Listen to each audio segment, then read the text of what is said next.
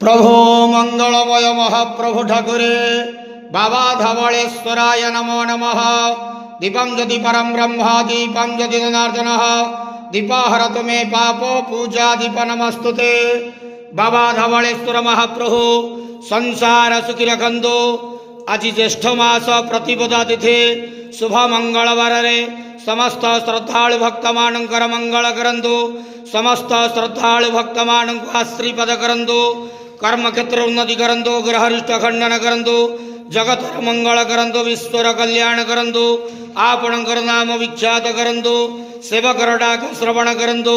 समस्त गुआवसा भक्त मानकर मनस्कामना पूर्ण करंतु। महाप्रभु धवलेश्वराय नमो नमः।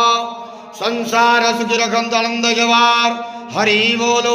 आज शुभ मंगलवार समस्त श्रद्धालु भक्त मानकर मंगल करंतु आनंद जवार हरि बोलो।